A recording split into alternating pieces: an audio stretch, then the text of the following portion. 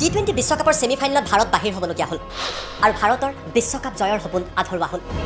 ইয়াৰ পাছতেই ভাৰতীয় ক্ৰিকেট প্ৰেমীসকল শোকত ভাগৰি পৰিছে। কিন্তু ইয়াৰ মাজত আটাইতকৈ চৰ্চাত আহিছে এগৰাকী খেলুৱৈ, সেইগৰাকী হৈছে কিং কোহলি। সামাজিক মাধ্যমত বিৰাট কোহলিক লৈ চৰ্চা। কিয় এই চৰ্চা চলিছে তাৰ তথ্য লৈ আহিছোঁ আপোনালোকৰ বাবে। T-20 বিশ্বকাপৰ অধিকাংশ খেলতেই বিৰাট কোহলিয়ে উন্নত প্ৰদৰ্শন দাঙি ধৰে, কিন্তু বিশ্বকাপ জয়ৰ সপোন কোহলিৰ বাবে আজিও আধৰুৱা। প্ৰথমতে কেইটামান পৰিসংখ্যা চাওঁ। 2014 চনত দক্ষিণ আফ্ৰিকাৰ বিৰুদ্ধে T-20 বিশ্বকাপত ভাৰতৰ ছেমিফাইনেল। কোহলিয়ে এই ছেমিফাইনেলত কৰিছিল 72 ৰান।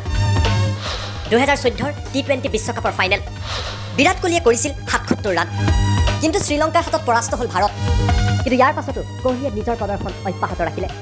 2016 T-20 বিশ্বকাপৰ ছেমিফাইনেল ৱেষ্ট ইণ্ডিজৰ বিৰুদ্ধে বিৰাট কোহলিয়ে কৰিলে 89 ৰান। কিন্তু সেই খেলতো ভাৰত জয়ী হ'ব নোৱাৰিলে। 2022 চন এডিলেডত অনুষ্ঠিত হ'ল ভাৰত আৰু ইংলেণ্ডৰ মাজত ছেমিফাইনেল। বিৰাট কোহলিয়ে কৰিলে 50 ৰান।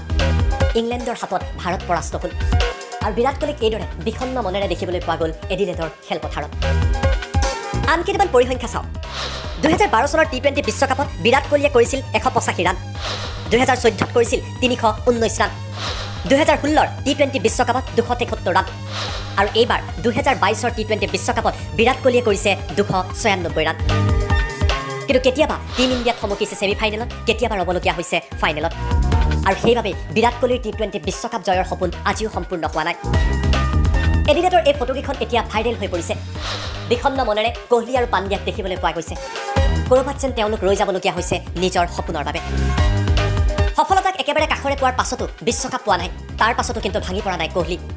কোহলিয়ে টুইট কৰিলে।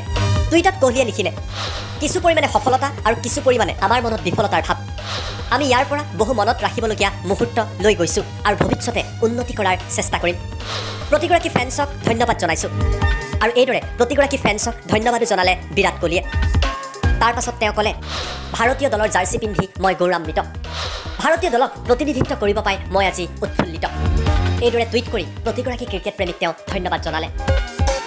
কিন্তু টুইটাৰ, ফেচবুক, ইনষ্টাগ্ৰাম য'তেই নাচাওক কিয় বিৰাট কোহলিৰ এডিলেটত বিষণ্ণ মনেৰে থকা ফটোগ্ৰাফ আৰু ভিডিঅ' এতিয়া ভাইৰেল হৈ পৰিছে। বহুতেই ক'ব বিচাৰিছে ক্ৰিকেটৰ ভগৱান শচীন তেণ্ডুলকাৰেও বিশ্বকাপ জয়ৰ বাবে দীঘলীয়া সময় অপেক্ষা কৰিবলগীয়া হৈছিল আৰু হয়তো কিং কোহলিয়েও ইয়াৰ বাবে অপেক্ষা কৰিব লাগিব। আমি আশা কৰিছোঁ বিৰাট কোহলিয়ে নিজৰ প্ৰদৰ্শন অব্যাহত ৰাখক আৰু শীঘ্ৰেই ভাৰতৰ লগতে বিৰাট কোহলিৰ T-20 বিশ্বকাপ জয়ৰ সপোন পূৰণ হওক।